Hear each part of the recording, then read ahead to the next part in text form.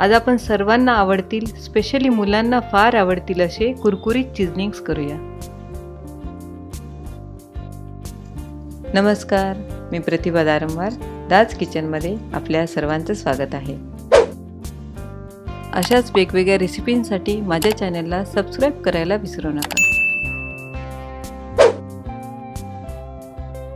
व्हिडिओच्या खाली असं लाल बटन असेल तर तुम्ही ते क्लिक करा आणि असं ग्रे असेल तर तुम्ही ऑलरेडी सबस्क्राइब केलेला आहे। एका मिक्सिंग बाउलमध्ये 1 कप मैदा, हा मैदा मी चाळून घेतलेला आहे। आता यामध्ये 2 टीस्पून बटर, हे सॉल्टेड बटर घेतलेलं आहे। 2 प्रोसेस चीजचे क्यूब्स किसून घेतलेले आहेत, ते टाकून अगदी थोडंसं मीठ टाकायचं आहे, कारण चीज आणि बटर हे सॉल्टेड आहे, त्यामुळे अगदी थोडंसंच मीठ टाकायचं आहे। हे व्यवस्थित मिक्स करून घेऊ। आता यामध्ये थंड दूध टाकून मळून घेऊ।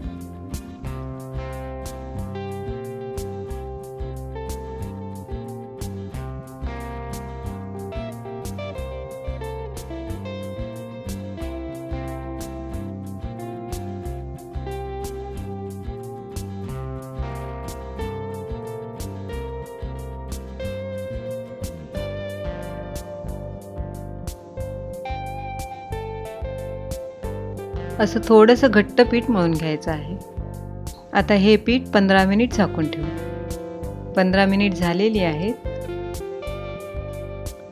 पीठ छान मुरलेलं आहे। आता याची चिजलिंग्स करूया। पिठाचा छोटासा गोळा घेऊन त्यावरती पीठ लावून पातळ पोळी लाटून घ्यायची आहे।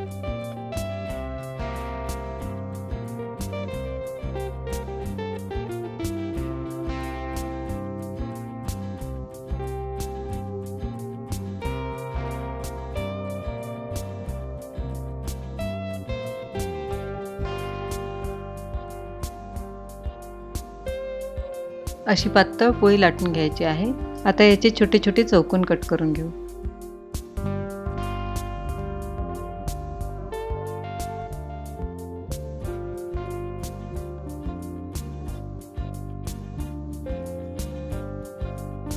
तुम्हाला पाहिजे तसे छोटे मोठे चौकोन तुम्ही कट करू शकता।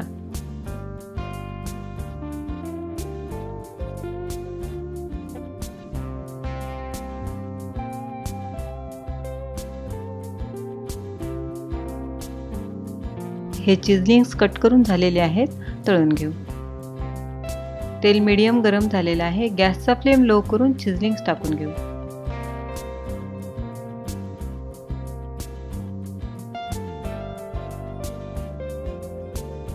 चिजलिंग्स मस्त फुललेले आहेत। असे थोडे वरती आले की आपण त्याला हलवून लाईट ब्राऊन होईपर्यंत तळून घेऊ। गॅसचा फ्लेम हाय केला तर चिजलिंग्स लगेचच तळतात आणि नरम होतात, त्यासाठी लो फ्लेम वरतीच आपल्याला हे तळून घ्यायचे आहेत।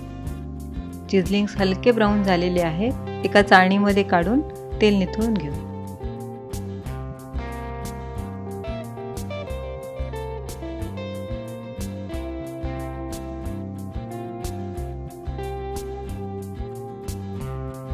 अशी सर्व चिजलिंग्स तळून घेऊ।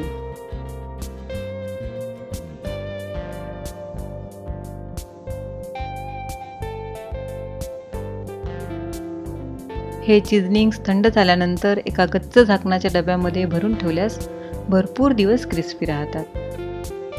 हे क्रिस्पी चिजलिंग्स तयार झालेले आहेत। सर्वांना फार आवडतील, स्पेशली मुलांना खूप आवडतील। तुम्ही नक्की करून पहा आणि कमेंट्स करून मला सांगा।